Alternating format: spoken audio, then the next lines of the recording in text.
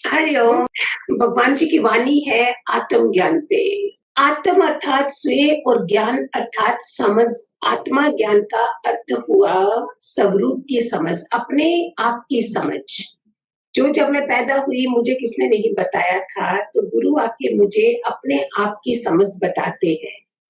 गुरु नानक देव ने कहा है, हऊ में रोग दीर्घ रोग है, अर्थात ये कभी बहुत बड़ी बीमारी है। हऊ में रोग, ये दुनिया परमात्मा की रास लीला है, किंतु ये विचित्र लीला केवल उन्हें दृष्टिगोचर होता है जो अभिमान से रहित है। अभिमान होगा तो हमें अपना स्वरूप नहीं दिखाई देता। मन का स्वभाव है कि वह बंदर की तरह भटकता रहता है, परंतु हे भाई तुम्हें तो पता है तुम मन ही नहीं हो, किंतु मन से न्यारे मन को जानने वाले हो। कितनी उम्र बीत जाती है, लोगों को पता ही नहीं चलता है कि मैं अलग हूँ, आत्मा अलग है, मन बुद्धि शरीर में है, ये चीजें ही पता नहीं होती।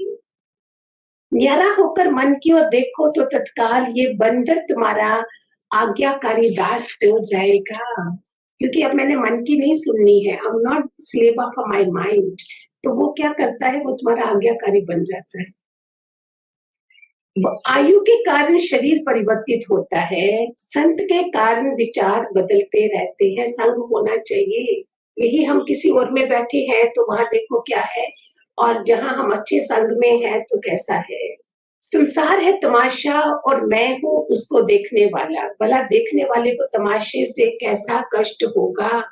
दुनिया के बाजार में प्रत्येक किसी न किसी वस्तु को आश्चर्य से देख रहा हो, परंतु मैं इस चारे में कि ये देखने वाला कौन है। हम तो सोए होते हैं, रात को कौन देख रहा है कि मैंने सपना देखा। इसका मतलब अंदर कोई शिव है, वो चला जाता है तो शव रह जाता है। दुनिया के सौंदर्य को देखकर मुझे परमात्मा के सौंदर्य की ऐसी याद आई कि मुझसे दुनिया का सौंदर्य भूल गया। महान से महान तीर्थ वह है जो इंद्रियों के मार्गों को रोककर दिल के दरिया में डुबकी लगाता है। आत्मा ऐसी विलक्षण वस्तु है जिसे पकड़ा नहीं जाता। जो पकड़ा जाता है वह अनात्मा है, और जो उसे पकड़ता है वह आत्मा है। गोपियां कृष्ण को पकड़ नहीं सकती क्योंकि वह स्वयं पकड़ने वाला था।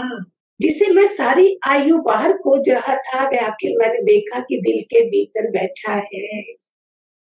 हर किसी ने एंड में जाना, अरे वो तो इधर ही था, वो मेरे अंदर ही था। दुनिया का सौंदर्य तुम्हारे स्वरूप के सौंदर्य का एक कण है। यदि अपने सौंदर्य को देखो तो अन्य समस्त सौंदर्य तुमसे भूल जाए। यदि जीव अपने में प्रसन्न रहे तो दुनिया की कोई चीज जो है वो उसे खुशी और विचार में नहीं ला सकती है। अगर मुझे अपने स्वरूप का पता चल जाए तो ऐसी कोई वस्तु नहीं जिसमें मैं ना हो। जड़ वस्तु में भी यदि बोलती तो कहती मैं। इस प्रकार मैं से बाहर कुछ भी नहीं है।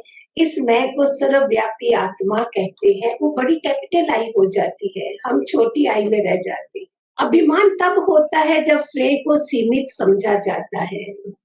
यदि अपने को असीम समझा जाए तो खुद ही किसकी है। देखने वाले को कौन देखे, जानने वाले को कौन जाने। अपने प्यार को मैंने कहा तुम्हारे दर्शन की मुझे बहुत प्यास है। उसने कहा कि अपने आप को देखो तो वो तुम्हारी वह प्यास बुझे। कितना दूर थे हम अपने आप से, कितने जन्म हम आते रहे, मुझे कोई बताने वाला नहीं था। कितने करोड़ों जन्मों के बाद मैंने सोचा कि मुझे ऐसा जन्म मिला है जहां मुझे अपने आप का पता चला है कि मैं कौन हूँ। कितनों की दुआएं लगी होंगी, कितनों के आंसू पहुंचे होंगे कि किसी ने दुआ दी और कोई गुरु मिल जाता है और उससे अपना जीवन बदल जाता है, विचार शुद्ध हो जाते हैं, जीवन सुंदर बन जाता है। हरिओम। खूब सारे आशीर्वाद।